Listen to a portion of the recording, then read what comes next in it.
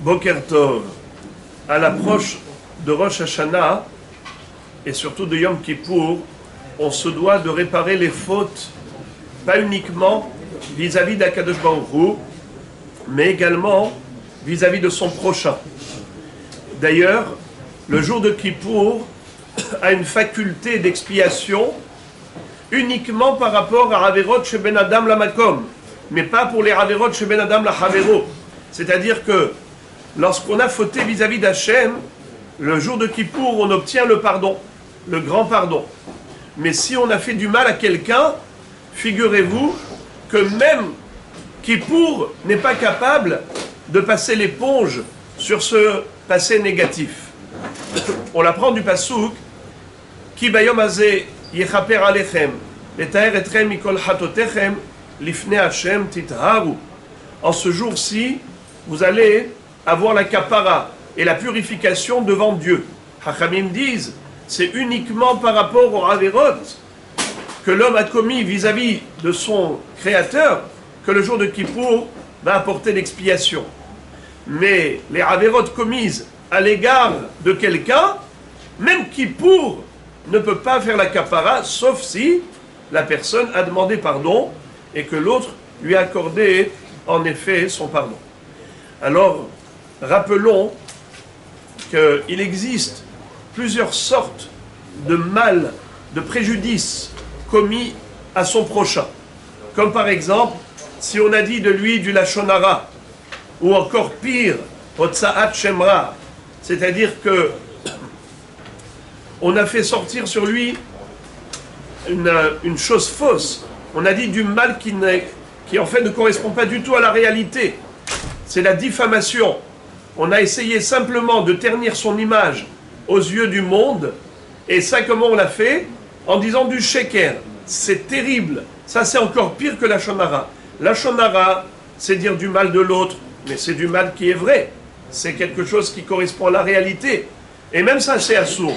On n'a pas le droit de mettre en relief la mauvaise réputation de quelqu'un, pour lui faire sortir une mauvaise réputation, de dire du mal de lui. On n'a pas le droit.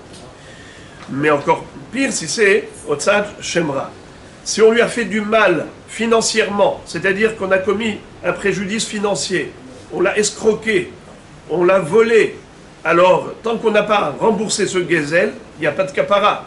Ou bien si on a fait du chagrin à quelqu'un, parfois on blesse avec des mots, on est obligé de demander pardon.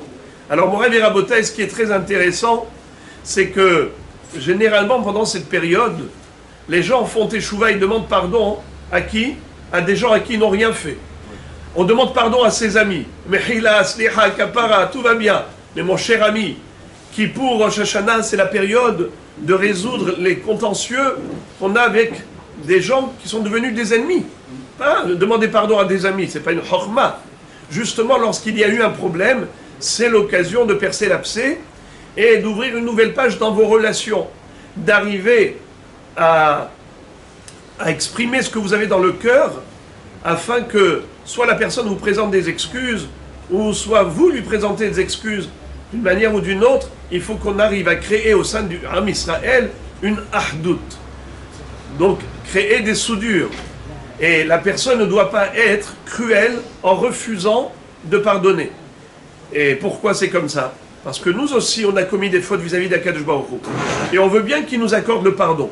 Comment est-ce qu'on peut oser lui demander qu'il nous pardonne si nous, on n'est pas capable de pardonner aux autres? Et qu'est-ce que doit faire la personne quand elle voit qu'elle est face à un mur, que la personne ne veut pas lui pardonner? Alors il doit aller chercher 3 personnes, et il vient avec eux, devant cette personne, il dit: je te demande pardon, je t'ai fait du mal, je le reconnais, mais pardonne-moi. L'erreur est humaine. Soit il s'explique, soit il présente des excuses. Alors, après qu'il a fait ça une première fois, sinon tu pardonnes, très bien. Sinon, il sort, il revient encore une fois avec ces 3 personnes, ou 3 autres, et encore une fois 3 fois. Et pourquoi on a besoin de ces 3 personnes? C'est pour que, s'il lui dit pardon, c'est pas juste, ouais, pardon, d'accord, ok, je te pardonne. Et dans son cœur, il ne le pardonne pas. Le fait de déclarer devant 3 personnes qu'il pardonne, alors en effet, on considère ce pardon comme étant valide. Et s'il ne veut pas lui pardonner malgré ces 3 fois à 3 personnes, alors là, il va dire à 10 personnes, Rabotaï, moi j'ai fait ce qu'il fallait faire. J'ai commis une erreur, je le reconnais, mais moi j'ai été lui demander pardon 3 fois, et devant 3 personnes, il ne veut pas me pardonner. Alors moi je demande pardon à Hachem. Et on n'est pas obligé d'avoir les 10 personnes en même temps, même 5 et 5 c'est aussi possible, c'est-à-dire le principal c'est qu'il ait publié sa démarche.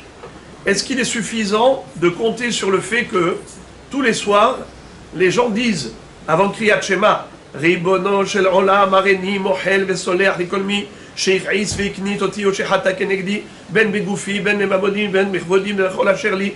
Tous les soirs, on dit je pardonne à tout le Ram Israël. C'est très bien, mais ça ne suffit pas pour obtenir une kapara chez l'Ema. Parce que ça, on le dit sous forme d'expression, de déclaration qui est cyclique. Mais en réalité, à ce moment-là, quelque chose qui nous fait mal, on ne pense pas à pardonner vraiment. Donc, c'est la raison pour laquelle il n'est pas suffisant de compter sur le fait que quelqu'un ait dit qui te fait mechila. Comme dit le Hazon Ish, que ça fait partie de la kapara. Le fait d'aller baisser la tête, alors que tu avais levé la tête contre l'autre, tu as été, avec ton arrogance, ton orgueil, tu l'as humilié, tu l'as blessé. Alors maintenant, ça fait partie de ce qu'on appelle Teshuvat HaMishkal, la contrebalance. Tu as fait du mal, il y a sur la balance négative un poids. Maintenant, tu dois contrebalancer avec un poids d'une action positive. Donc tu vas et tu demandes pardon.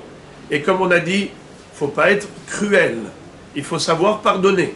Et Hachamim nous disent que David Amelech avait déclaré que les Givronim ne sont pas des Juifs. Pourquoi ils ne sont pas des Juifs? Parce que, en effet, ils n'ont pas voulu pardonner à Shaoul Amelech. Et ils ont réclamé la vengeance. Ils ont dit, on veut des enfants de la descendance de Shaoul pour les pendre. Parce qu'ils ne voulaient pas pardonner à Shaoul qui leur avait fait perdre la Parnassa en tuant les habitants de Nov'ir et Kohanim. Eh bien, David Amelech a dit, Ve'a Givronim, l'homme ibn Israël Hema. Ce ne sont pas des Juifs. Car les enfants d'Abraham, Yitzhak et Yaakov, ce sont des gens qui ont de la pitié. Rahmanim, Baishanim, Gomle Hasadim. Si on est cruel, ça veut dire que peut-être Hasve Shalom, notre Neshama ne correspond pas à la lignée pure et sainte de la descendance d'Abraham, Yitzhak et Yaakov. Alors voilà, Rabota, il ne faut pas attendre Kippour pour régler les contentieux, déjà avant Rosh Hashanah, afin que l'on arrive à Rosh Hashanah avec une teshuva chez les mains, aussi bien Ben Adam la Makom, comme Ben Adam la Havero. Bruchim Tiyu.